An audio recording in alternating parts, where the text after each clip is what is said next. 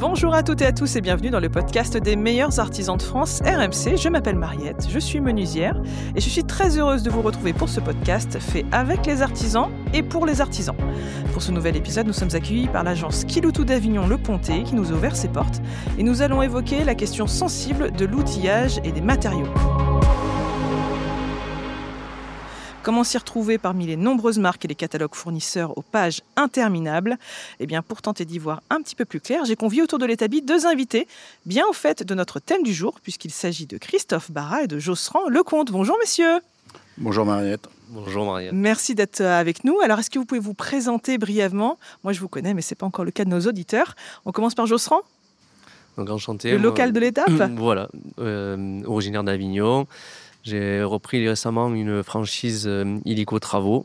Donc, c'est une agence qui me permet de faire de l'accompagnement client, de l'assistance de maîtrise d'ouvrage, suivi des travaux, pour des travaux de rénovation, extension de l'habitat.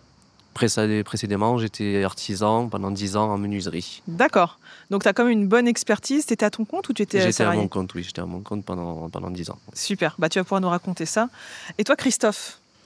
Bonjour, je suis Christophe Barra, je suis directeur technique chez Coty Group pour les marques Metabo, iCoty et ça va bientôt faire 30 ans que je suis dans le domaine de l'outillage. Ouais, donc Metabo, iCoty, marques d'outillage qui sont ciblées professionnels particuliers ? Outillage professionnel avec plutôt bâtiment pour iCoty, une marque japonaise qui a 75 ans, et Metabo qui a fêté ses 100 ans, une marque allemande dans le second œuvre bâtiment. Et son ADN, c'est aussi l'univers du métal et soudeur. D'accord, donc plusieurs corps de métier représentés. Tout à fait. Ok. Alors, on l'a vu, les entreprises françaises, on le sait, elles consacrent une grosse partie de leur budget, évidemment, que ce soit aux salariés, mais aussi aux investissements, que ce soit pour les matériaux nécessaires au chantier, mais aussi pour leur outillage. Toi, quand tu étais à ton compte, Josserand, est-ce que tu avais constaté ça ? Comment tu avais fait ton plan d'attaque, ta stratégie pour investir pour ton matériel ? Est-ce que tu t'étais décidé de rester sur une seule marque ? Est-ce que tu avais fait confiance peut-être à ton expérience, aux avis des collègues ? Comment tu avais fait tes premiers choix quand tu t'étais installé ? Alors c'est vrai qu'au début, quand on se lance, on part en quelque sorte de zéro. Donc on a un petit peu ce frein à l'investissement puisqu'on ne sait pas si l'activité va fonctionner. Donc on part sur des produits grand public pour commencer à se faire la main dans un premier temps. Et par la suite, c'est vrai que c'est en voyant sur les chantiers les autres artisans utiliser tel ou tel outil, avoir leur retour d'expérience. Là, on se forge notre propre modèle, on va dire, d'investissement sur lequel on se projette. Et de là, je suis allé vers des outils plus professionnels qui sont vraiment des investissements coûteux, certes, au début, mais au final, on voit une rentabilité assez rapide et ça permet aussi, suivant les marques, de pouvoir rester sur la même gamme de marques, de produits et d'avoir tout le panel nécessaire pour bien travailler dans la qualité. Oui, parce que tu l'as dit, c'est vrai que des fois, on est tenté un petit peu de commencer avec du matériel, des outils qui sont prévus pour des gammes de particuliers. Et c'est vrai que ça peut dépanner. Et surtout, des fois, on est plus à l'aise parce qu'on sait comment ça fonctionne, etc.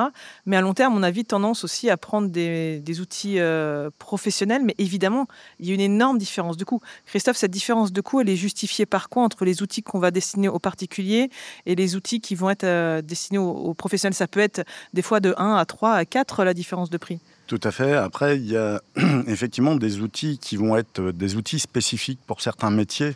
Et c'est la première chose qui va faire la différence.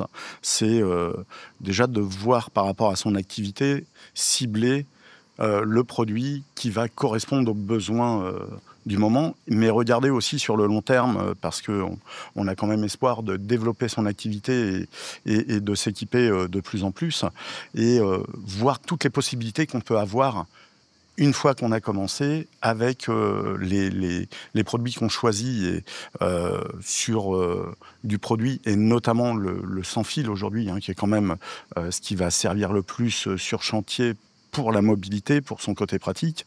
Regardez le panel de produits qu'on peut avoir sur sa base batterie ultérieurement et les solutions que ça va apporter dans le métier dans lequel on est. Puisque le particulier, on va avoir une gamme de machines généralistes. Mais, avec des batteries, du coup, qui n'ont pas forcément la même autonomie, alors la même le problème, puissance. c'est la puissance, c'est l'autonomie.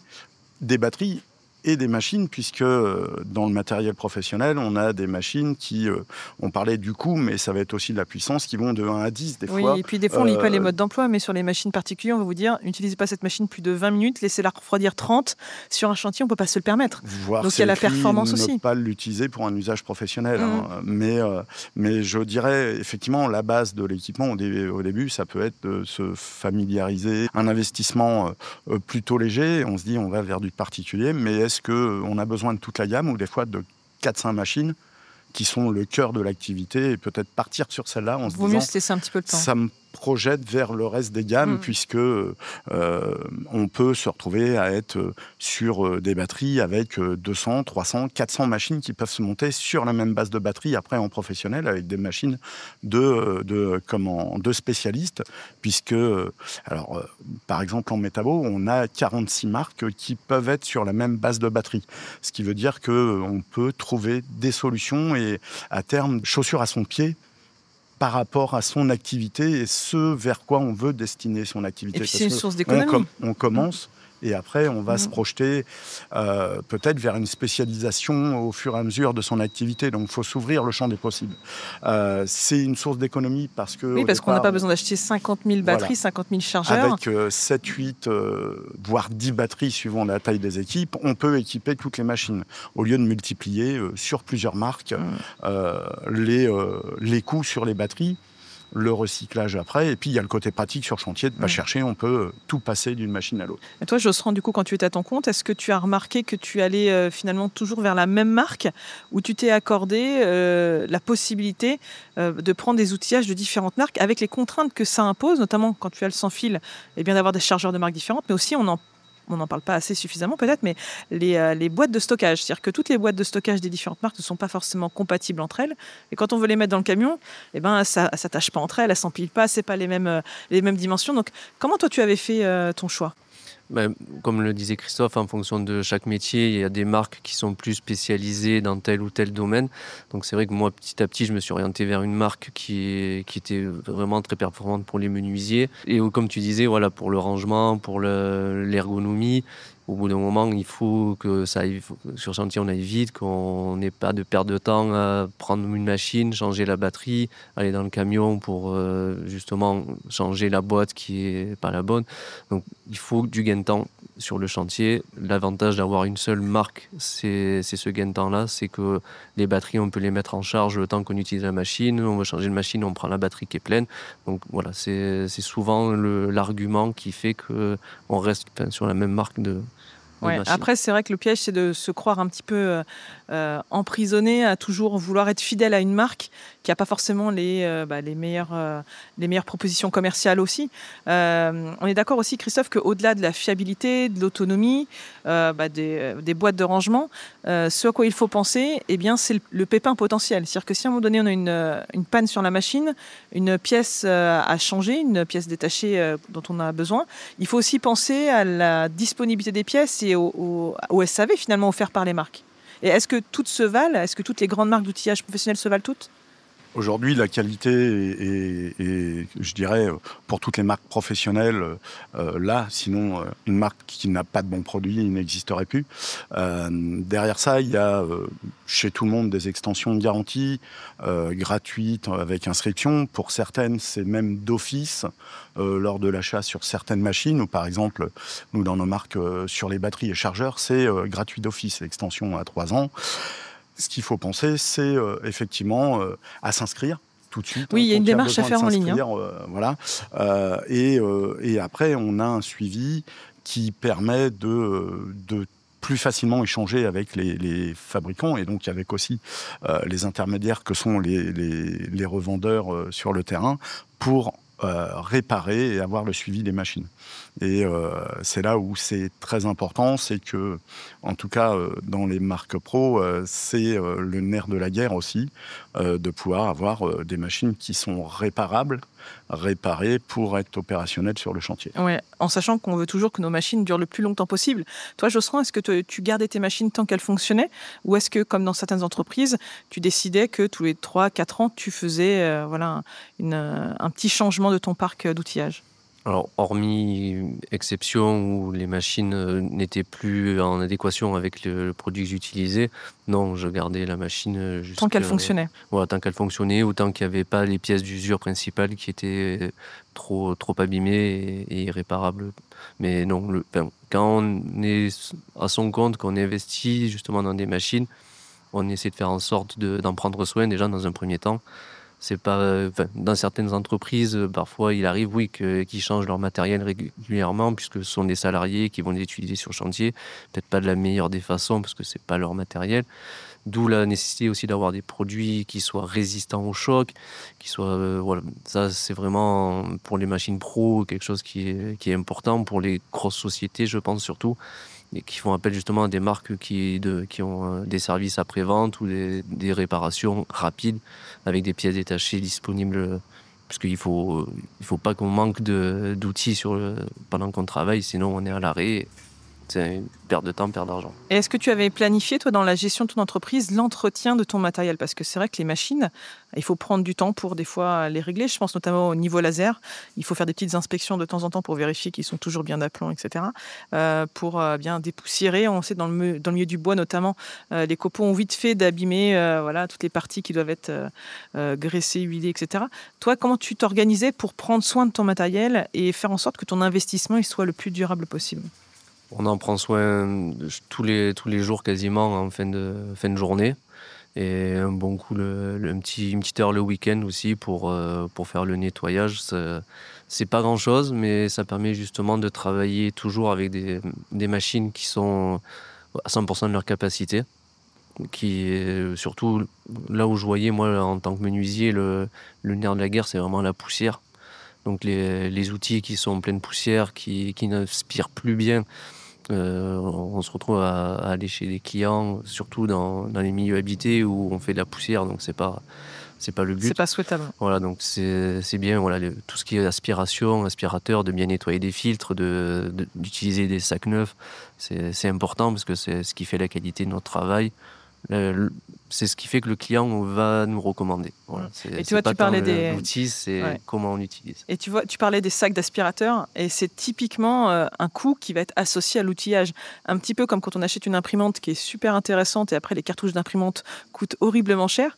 Est-ce que aussi c'est un regard que l'artisan doit avoir aux éventuels coûts cachés ou aux éventuels coûts consécutifs à l'achat d'un outillage quand en fait après il faut utiliser des consommables. On le sait, hein, certaines marques ont des aspirateurs qui ont des coûts d'achat raisonnables, mais après les sacs d'aspirateurs coûtent horriblement cher. Est-ce qu'il y a des coûts cachés auxquels il faut faire attention, Christophe, quand on investit pour son entreprise? Alors des coûts cachés, c'est surtout être conscient, comme sur une voiture, qu'il y a des pièces à changer ou des pièces d'usure. Et effectivement, l'aspirateur, mais certaines machines peuvent avoir une consommation excessive de certains accessoires ou consommables si on ne l'utilise pas bien non plus. C'est bien respecter les vitesses de rotation, bien respecter le graissage, l'huilage, par exemple, percer du métal. Alors les gens le savent, mais tout le monde ne le fait pas. En ayant une bonne huile de coupe, ça permet d'augmenter la durée des forêts, de travailler mieux, plus proprement. Donc c'est à mettre en perspective. Il y a des machines, c'est inconsommable. Pour d'autres, il y a vraiment, effectivement, comme les aspirateurs, des filtres, des sacs. Il y a beaucoup d'accessoires à mettre dessus. Et pour que les machines durent longtemps et que ça ne coûte pas cher, effectivement, l'entretien régulier, après chaque chantier, que ce soit des meuleuses, des marteaux, quand on les souffle, le moteur souffre moins parce qu'il va mieux ventiler après. Hormis les lasers, il y a plein de machines où il faut penser peut-être, quand on est sur des chantiers avec des marteaux perforateurs, à de temps en temps faire regarder pour entretenir les chambres de frappe avec de l'huile, revérifier des cloueurs, vérifier la charge du cloueur pour qu'il travaille bien après aussi. Donc il y a à toujours se dire, comme une voiture, il y a un entretien ou pas. Il y a du temps est consacré pour faire durer le matériel. Et y penser, ça durera plus longtemps. C'est un investissement qui va pouvoir durer. Quand des gens nous disent « ouais, j'ai des machines qui ont 20 ans très bien, c'est magnifique, mais c'est qu'ils l'ont quand même entretenue. Une machine ne dure pas 20 ans si on n'y fait pas attention quand même, aussi bonne qu'elle soit. » Et puis, il faut savoir aussi l'utiliser, tu le disais. C'est-à-dire que pour avoir l'outillage qui fonctionne au maximum de ses capacités, il faut l'utiliser correctement, savoir le régler. Alors pour ça, évidemment, il y a le fameux mode d'emploi. Il y a aussi quelques vidéos que les marques mettent en ligne. Mais est-ce qu'il y a d'autres solutions? Est-ce que parfois, les marques d'outillage, comme celle que tu représentes, elles proposent des formations? Est-ce qu'on peut les voir sur des salons pour avoir des conseils, pour tester avant d'acheter aussi? Parce qu'on sait que certaines machines vont coûter plusieurs centaines d'euros, des fois parfois plusieurs milliers d'euros. C'est quand même bien de pouvoir le prendre en main, et le revendeur du coin n'a pas toujours tous les modèles. Donc, quelle est la voie pour l'artisan qui souhaite investir pour tester, essayer et se faire une vraie opinion? Il y a déjà les salons. Venir voir les solutions qui peuvent être des solutions pour simplifier le travail. Une machine qui a 20 ans, elle est très bien, mais peut-être qu'aujourd'hui, il y a une machine qui va faire gagner du temps, de la sécurité et de la productivité et un meilleur travail. Il y a des vidéos qu'on met en ligne pour expliquer comment utiliser la machine, quelles peuvent être toutes ces utilisations. Et bien sûr, les contacts avec nos revendeurs peuvent déboucher par des visites avec des gens représentants des marques. Il peut y avoir des représentants qui se déplacent à l'atelier directement. On a des équipes avec un camion et des machines dedans. Si on les a pas, on les fait venir par rapport à un besoin particulier, et les gens peuvent voir, essayer dans leurs conditions réelles pour voir si la machine répond à leurs besoins, ou peut-être à ce moment-là, en voyant mieux l'utilisation, à travers des questions, proposer une machine qui sera peut-être plus adaptée à leur utilisation spécifique. Bien sûr. Toi, Jostran, du coup, systématiquement, tu as acheté des machines, ou est-ce que par occasion, en fonction de l'usage potentiel que tu en aurais dans les mois à venir, tu disais je vais emprunter un collègue, je vais des fois le louer aussi? C'était quoi ta façon de faire? Quand j'avais besoin, c'est vrai que je demandais des avis aux confrères artisans pour savoir si eux avaient utilisé telle ou telle machine, s'ils me recommandaient telle ou telle marque aussi en fonction de ma demande. C'est souvent les fournisseurs aussi sont de bons conseils. Eux ont les retours aussi d'expérience des artisans, donc ils regroupent, ils centralisent, et puis quand on pose la question, ils savent nous orienter. Après, je faisais appel aussi aux commerciaux qui me disaient on va avoir tel modèle qui va peut-être sortir dans quelques mois, attends un petit peu, il sera plus performant, il aura tel avantage par rapport à ce modèle-là. Donc voilà, il faut un petit peu se renseigner, faire le tour de toute la question, pas se précipiter. Et au moins ça permet de faire un bon achat, parce que comme tu disais, ce sont des machines qui sont onéreuses, on évite de gaspiller son argent et on réfléchit bien. Et puis ça dépend aussi de la typologie des chantiers que l'on fait. C'est-à-dire que si on fait toujours le même chantier, on va avoir besoin de tout le temps le même outillage. Si par exemple tu fais toujours de l'agencement, tu as toujours besoin de machines d'agencement. Si un jour on te demande de faire un parquet, là exceptionnellement tu vas peut-être louer la machine pour les parquets, mais évidemment tu ne vas pas investir si tu sais que tu vas en faire un par an. Non, j'imagine que ça joue. J'ai eu l'occasion d'utiliser des grosses ponceuses pour poncer des grosses surfaces. Non, c'est une machine.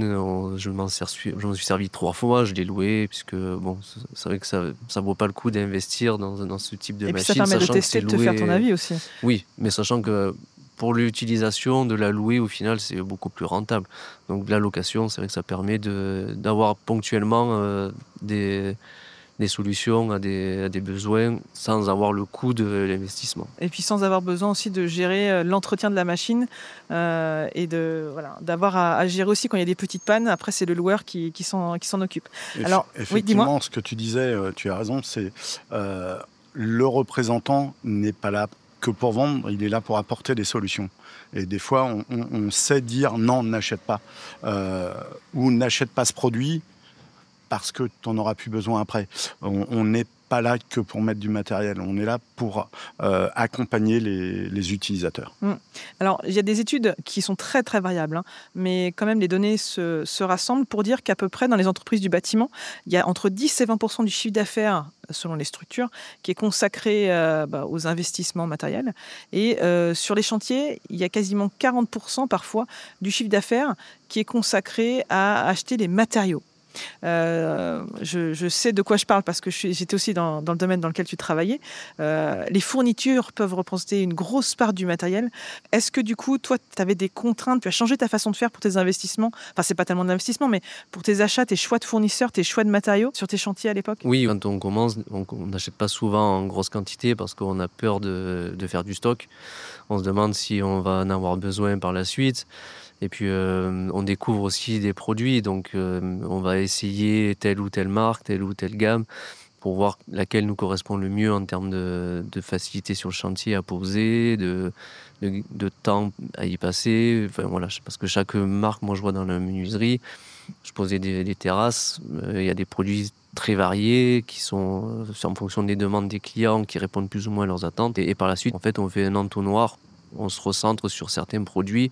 On va plus forcément se tourner vers ce que le client nous demande, mais plutôt conseiller le client sur ce à quoi nous, avec quoi on a l'habitude de travailler, et en lui donnant sur le coup les arguments qui vont faire que le produit, on sait l'utiliser. Et puis que c'est fiable et que c'est durable. Voilà, on connaît sa fiabilité. Et puis aussi d'utiliser des matériaux auxquels on n'est pas habitué. Bien souvent, on peut être amené à faire des erreurs en termes de pose. Et derrière, il y a des conséquences qui ne sont pas négligeables. Donc, s'orienter vers beaucoup de gammes au début, mais après se recentrer vraiment sur les produits sur lesquels on a du retour d'expérience. C'est ce qui fait qu'au final, on fait des choix. Ouais. C'est un excellent conseil. Moi, je me souviens, à mes tout débuts, j'arrivais chez mes clients avec 17 échantillons de panneaux blancs et à chaque fois, ils choisissaient celui qui n'était pas en stock.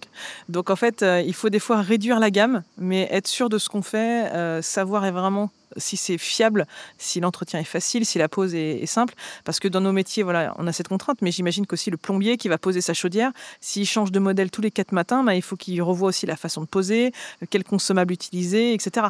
Donc, c'est vrai que le choix des matériaux, ça te permet aussi d'être plus efficace sur les chantiers quand c'est bien réalisé, que tu sais que ton fournisseur va avoir le stock, qui va pouvoir te dépanner s'il te manque quelque chose aussi. Oui, tout à fait. Voilà. Il faut, après, côté fournisseur, trouver celui avec qui on va avoir un bon relationnel. C'est pas tellement les prix qui vont compter dans le milieu, puisque tous les fournisseurs peuvent arriver à avoir tous les produits au même prix. Il n'y a pas tellement de concurrence là-dedans. C'est surtout le conseil qui va faire en sorte qu'on va choisir tel ou tel fournisseur, puisqu'eux vont savoir nous donner justement des solutions à des problématiques, même pour des plombiers. Ils ont souvent la question de quel climatiseur mettre en place. Ça, voilà, tous les revendeurs vont vendre leurs produits. Si on est chez un fournisseur avec qui on s'entend bien, lui va vraiment nous dire c'est ce produit-là qu'il faut mettre en place parce que on a ce retour d'expérience des autres artisans qui l'ont utilisé. Et puis souvent le service après-vente aussi qui est important. Et puis les échantillons, la documentation technique qu'on peut emmener aux clients, c'est aussi un plus qui n'est pas négligeable. Alors, toi, tu es dans la maîtrise d'œuvre aujourd'hui, donc maintenant tu fais l'intermédiaire entre tes clients et des artisans qui exécutent les chantiers. Est-ce que dans le choix des matériaux, tu as vu des nouvelles tendances, tu as vu des changements au cours des dernières années, notamment peut-être sur l'impact écologique des matériaux? Est-ce que les clients sont plus sensibles, plus exigeants sur ce domaine-là? Certains sont plus sensibles, oui, au côté écologique. Certains sont plus sensibles au côté économique. Certains sont plus sensibles au côté qualitatif, esthétique. Enfin, c'est vraiment... Chaque client va être particulier, va avoir une sensibilité différente à tel ou tel aspect. Là, après, voilà, c'est pour ça qu'il ne faut pas se buter non plus à un type de produit. Il faut quand même rester ouvert en fonction de la clientèle à laquelle on a en face de nous. Il faut savoir proposer le produit qui va être en adéquation, surtout avec leur façon de voir leur projet, puisque c'est leur projet, c'est pas nous. Notre projet, c'est nous qui réalisons, mais pour eux, donc c'est eux qui ont le dernier mot. Oui. Donc c'est celui qui paye qui décide. Et du coup, Christophe, est-ce que les marques d'outillage s'adaptent à ces nouveaux matériaux? Est-ce que l'offre, en fait, elle est consécutive, elle évolue en fonction des besoins des artisans qui eux-mêmes évoluent en fonction des demandes des clients? Justement, je voulais rebondir sur ce qui vient d'être dit. Effectivement, et c'est au cœur de l'activité, que ce soit nous en tant que fabricant ou en tant que prestataire pour l'utilisateur final déjà, c'est de bien écouter pour donner le bon conseil et de là naît la confiance aussi après. Et c'est ce qui est important.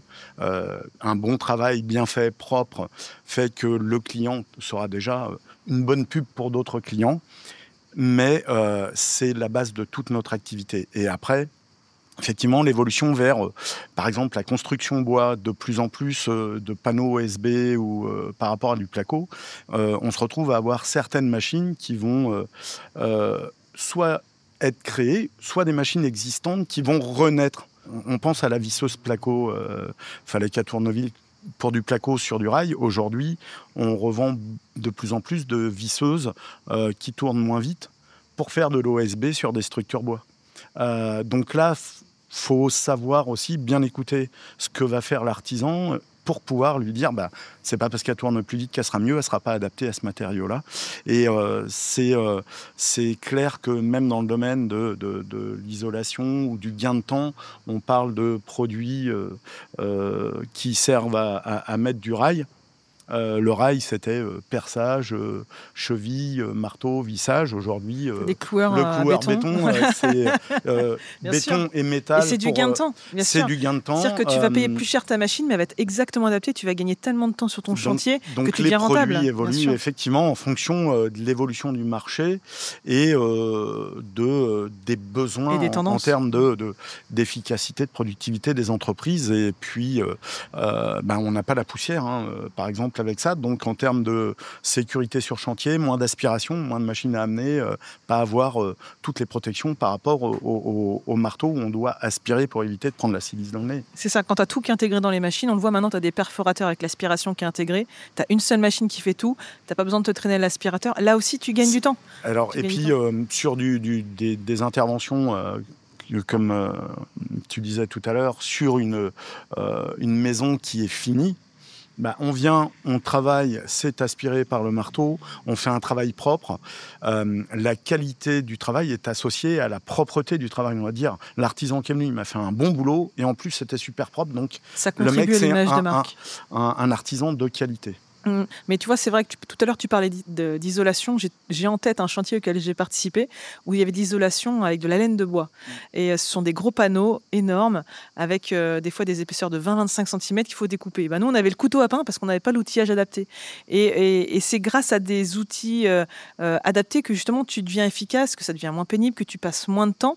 Et au final, ces outils-là, ils sont créés parce qu'il y a des demandes de la part des artisans suite à des matériaux qui avaient été un petit peu oubliés et qui sont vraiment en expansion sur le territoire. Et puis, moins de risques d'accident par rapport au couteau à pain.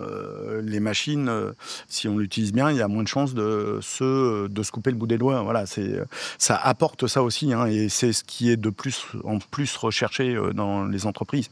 C'est la sécurité des utilisateurs. D'ailleurs, en parlant de ça, est-ce que le poids des machines, il a évolué au cours des dernières années pour que ce soit plus facile à manier, qu'il y ait moins de risques de troubles musculo-squelettiques notamment ? Alors, le poids des machines, oui, si ce n'est que sur certaines machines qu'on voulait comme machines légères portables, on leur demande de plus en plus de puissance pour remplacer... On met des batteries énormes. Alors, des batteries énormes. Aujourd'hui, on avait des perceuses de charpente qui faisaient 6 kg avec les deux poignées. Aujourd'hui, on le fait avec une visseuse sans fil sur lequel on peut avoir un démultiplicateur ou pas, comme certaines des machines de nos gammes. Mais là, on nous dit, vos visseuses, elles sont lourdes. Oui, mais on est en train de faire le travail d'une machine qui faisait 5 fois son poids. Il y a la polyvalence d'une machine sans fil, mais effectivement, je pense à des meuleuses. Une meuleuse 2000 watts, aujourd'hui, ça existe en 125, ça fait à peine 3 kg. Là où, pour 2000 watts, c'était une meuleuse de 130 qui faisait 6,5 kg. Donc, les machines évoluent.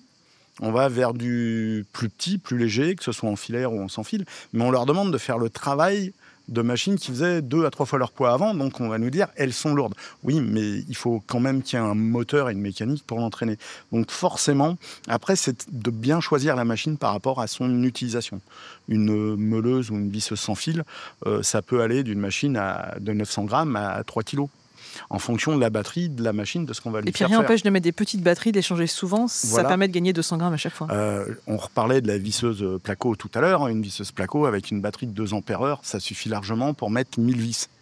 T'as pas besoin d'autant de puissance que sur une meuleuse. Voilà, donc ça permet d'avoir le poids et l'équilibrage. Donc c'est de bien choisir sa machine par rapport à son usage. Qui peut le plus, peut le moins, mais c'est pas toujours celle qui va avoir la plus grosse puissance qui va correspondre à l'usage. Donc là, de bien regarder, et effectivement, le conseil est important. Effectivement, j'ai fait un peu de 6 ans dans la cuisine aménagée à un moment, donc un peu au métier, et l'utilisation entre ce qu'on peut avoir sur des chantiers de charpente et ce dont on a besoin en cuisine aménagée ne sont pas les mêmes. Ça va être des machines précises, légères, maniables, qui peuvent aller dans les angles, les renvois d'angles. Exactement. La petite visseuse à choc, ça permet d'aller travailler dans des positions difficiles sans avoir de retour de couple. Donc là, des fois, c'est le kit de base d'un métier. C'est 4-5 machines qui correspondent bien. Et puis les autres, c'est à louer, à emprunter un autre ou en avoir une pour les différentes équipes. Là, il faut bien connaître le client. Il ne faut pas se laisser emporter par la folie de la carte bleue. Il ne faut pas investir à tout prix. Après, la nouveauté peut apporter une solution et c'est là où il faut réussir à être ouvert parce que certaines nouveautés sont effectivement un gain de temps, un gain de sécurité. Et se tenir du coup au fait des nouveautés qui sortent. Les salons, aujourd'hui, effectivement, les réseaux sociaux permettent de très bien s'informer sur l'ensemble de ce qui est en cours et ce qui va venir. Autant en matériaux qu'en machines, parce qu'ils sont liés les uns les autres aux besoins sur chantier. D'ailleurs, c'est pour ça que de nombreuses marques maintenant communiquent sur les réseaux sociaux. Ça aide aussi les artisans à se tenir à jour de tout ça. Josserand, toi, tu nous as dit que tu étais attaché à une marque à l'époque, quand tu étais artisan à ton compte. Est-ce que pour autant, des fois, tu as acheté des produits de cette marque faisant confiance à ton expérience, au fait que tu aimais déjà les autres machines et tu as eu des regrets parce que peut-être la prise en main ne convenait pas, parce que c'était pas forcément très agréable pour toi de l'utiliser? Est-ce que des fois, tu as eu des regrets d'investissement de matériel et pourquoi? Alors, j'ai eu des regrets, oui, d'investissement, pas forcément avec cette marque, mais avec une autre marque pour justement un outil. Je me suis dit, j'en ai besoin pour ce chantier, je suis allé l'acheter et en fait, j'en ai plus jamais eu besoin derrière. Ah, les performances quand même étaient à la hauteur. Étaient à la hauteur, oui, c'est simplement l'utilisation qui était, c'était un achat spontané Après, non, j'étais justement, moi, bien conseillé et avec du retour d'expérience d'autres artisans qui m'ont dit attention, ne tombe pas dans le piège, justement, comme tu disais, de l'achat compulsif, je veux le dernier modèle, je veux le dernier produit qui est sorti, sans forcément se dire je vais en avoir besoin. Voilà. Ça, c'est vrai qu'il y en a qui sont assez spécialistes. Oui, parce qu'il y a le côté plaisir aussi quand on est artisan. C'est évidemment des outils de travail, mais on prend plaisir à les utiliser quand on aime le côté technique. Ça peut devenir un peu comme des jouets, j'allais dire. Est-ce que toi, sur les chantiers maintenant que tu parcours, avec un regard un peu maîtrise d'œuvre, donc tu n'utilises pas les outils, est-ce que tu vois des petites erreurs, des petits choix stratégiques de la part des artisans que tu croises qui pourraient du coup être évités et leur permettre d'être plus efficaces, plus rentables sur les chantiers? Oui, ce que je vois, ce sont ceux qui prennent des outils de plusieurs marques plutôt que de centraliser sur une seule marque. Puisque c'est vrai que là, on voit il y a des rallonges sur les chantiers, il y a 4 prises dessus, on voit les 4 prises sont prises par des chargeurs. Donc on ne peut même plus brancher autre chose dessus. Et au bout d'un moment, ça devient un petit peu... C'est parce qu'ils n'ont pas des batteries de bonne qualité, normalement, tu n'es pas obligé toujours de la charger. Peut-être. Il faut avoir plus de batteries et moins de chargeurs, finalement. Non, oui, voilà. Pour certains corps de métier, après certains ont récupéré des outils à droite, à gauche qu'ils ont achetés peut-être d'occasion. Voilà, donc ils ont vu un bon coup, ils ont acheté. Et puis ils se retrouvent avec plein de marques différentes. Suivant les marques, en plus, on ne peut pas adapter les mêmes consommables. Donc on s'éparpille, finalement, on multiplie les consommables. On multiplie les déplacements pour aller chercher tel ou tel à droite, à gauche. Les fournisseurs aussi, il faut commander. Il vaut mieux se faire confiance à une marque, une gamme de produits. Mais bon, pour ça, il faut avoir justement les aides autour pour nous guider. Et donc, il y a maintenant de plus en plus d'offres liées avec la modernisation de l'outillage, l'impact du numérique, sa place forte sur les chantiers, avec par exemple le suivi des machines, des inventaires avec le Bluetooth du téléphone. Est-ce que toi, de ce que tu peux remarquer, les artisans sont pour l'instant utilisateurs, demandeurs de ces systèmes pour régler le perforateur par le téléphone, etc. Toi, Christophe, du coup, c'est des choses que vous développez, notamment peut-être pour la localisation des outils, éviter les vols, des choses comme ça? Des pré-réglages et des blocages, ça existe sur certaines machines qui vont être plus des machines à travail à répétition. Ça va être plus dans l'industrie ou dans certains grands groupes. C'est vrai que si on se retrouve dans de l'aéronautique ou autre, il faut que le couple soit le bon pour pas qu'il y ait de problème. Et ils préfèrent avoir des machines qui sont bien réglées. Sur chantier, on va avoir un perçage à 6, un perçage à 10, un à 12. On ne va pas trop avoir ce pré-réglage.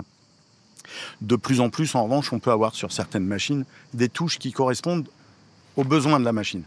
C'est-à-dire une vis autoforeuse, on appuie dessus. C'est le cas en high coquille. D'accord, des pré-paramétrages. Voilà, une petite vis, une grande vis ou une vis autoforeuse, on va appuyer sur le bouton pour avoir le réglage et on sera à la bonne vitesse au bon couple.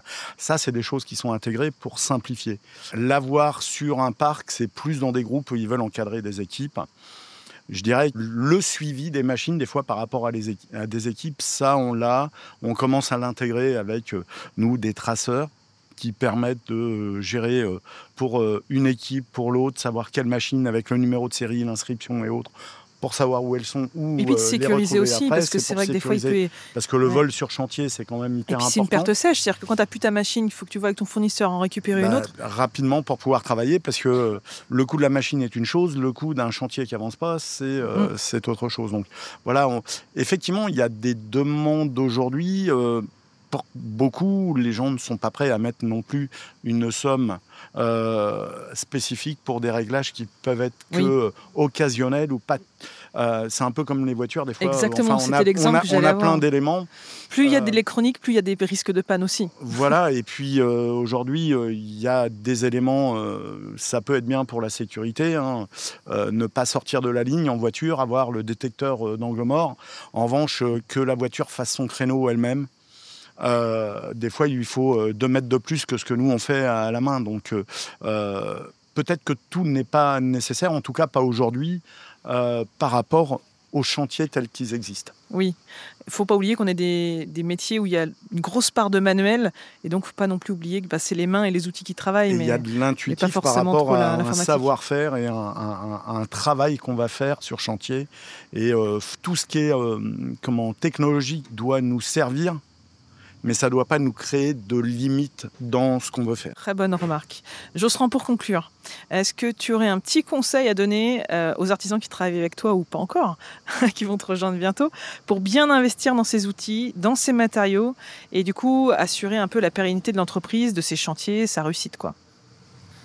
Le conseil que je donnerais, c'est celui que j'ai déjà donné, c'est de bien se faire conseiller au niveau de ses achats, ne pas acheter si on sent qu'on n'en aura pas utilité, et voilà, bien se dire, on est dans ce secteur de métier, comme menuisier, comme plombier, comme maçon. Il y a telle marque qui correspond à notre activité, on va essayer de s'orienter sur cette marque-là et essayer de rester avec. Si ça arrive qu'on peut être déçu, dans ce cas-là, on change et on essaie même de changer tout en même temps, de garder des gammes complètes. Très bien. Christophe, pour les jeunes artisans qui s'installent ou les artisans un petit peu plus âgés qui veulent renouveler un petit peu leur matériel, est-ce que tu as des conseils à leur donner pour vraiment choisir les bons modèles d'outils, sachant que des meuleuses, il y en a des centaines sur le marché, des perceuses, il y en a des centaines. Comment on fait pour ne pas se tromper, en tout cas pour être au plus près de nos besoins, sans forcément partir dans des investissements déraisonnables? Aujourd'hui, c'est comme tout. Demander le conseil en face, il faut qu'on ait l'écoute pour bien conseiller, mais il faut déjà bien savoir ce qu'on veut faire. Quelqu'un qui va rechercher la sécurité va aller demander les infos sur la sécurité sur des machines. De plus en plus, on voit en atelier de métallerie, les problèmes de TMS. En trouble musculo-squelettique. Voilà, donc le phénomène de la main blanche et autres. On a des machines qui ont un système spécial pour amortir les vibrations. Donc si c'est ce qu'on recherche, bien demander et on pourra apporter le conseil dans ce sens-là, sachant que ça va amener aussi des économies sur les consommables. Une voiture sur les arrêts de travail, sur plein de choses. Voilà, une voiture qui est mal équilibrée, on a des vibrations dans le bras, mais on consomme plus de pneus aussi. C'est la même chose dans les outils. L'autre chose, effectivement, un premier équipement, ça coûte. Des fois, l'outillage filaire... on peut mixer différentes marques. Quand on passe sur le sans-fil, c'est là où il faut réfléchir à un système global où, tu as raison, se dire tout va être sur les mêmes batteries. C'est plus pratique, il n'y a pas 15 chargeurs, il n'y en a qu'un. Et puis je peux prendre n'importe quelle batterie. Je peux en prendre un peu plus sur cette marque-là qui équipera tout, plutôt que d'en avoir 5 sur chaque marque et en avoir beaucoup qui ne résolvent pas le problème. Et des fois, on voit des offres avec plein de machines pour un métier, des starter packs un peu. Est-ce que ça, c'est des choses qui sont vraiment intéressantes ou finalement pas toujours ? Oui, si on sait vraiment ce qu'on fait, parce que des fois, dans le starter pack, on va avoir effectivement 3, 4 machines qui correspondent à notre métier. Des fois, il y en a 7 machines, très bien. Mais est-ce que dans les 7, il n'y en a pas une qui servira quasiment jamais ? L'autre chose, c'est, je pense, économie, on s'installe. Par exemple, chez iCoki, on a sur le sans-fil possibilité de transformer nos machines en filaire avec un système hybride. Certains travaillent 20-30% à l'atelier et le reste du temps sur chantier. Le temps où on est à l'atelier, on peut brancher ces machines directement sur secteur plutôt qu'utiliser les batteries. Donc c'est peut-être des choses auxquelles il faut penser dans vraiment son activité globale en tant qu'artisan. À court terme et moyen terme. Voilà. Eh ben, ce sont des super conseils. Merci beaucoup, messieurs, d'être venus, d'avoir participé à ce thème qui, forcément, concerne beaucoup d'entreprises artisanales en France. N'hésitez pas d'ailleurs à vous abonner à ce podcast pour ne pas manquer les futurs épisodes, pour réécouter ceux qui ont été publiés. Et puis, si vous êtes artisan et que vous aimez les défis, vous avez aussi la possibilité de vous inscrire au prochain concours des meilleurs artisans de France RMC. Donc, on s'y croisera peut-être. En attendant, je vous dis à très bientôt et merci encore. À bientôt, messieurs. Merci pour cet accueil. Merci.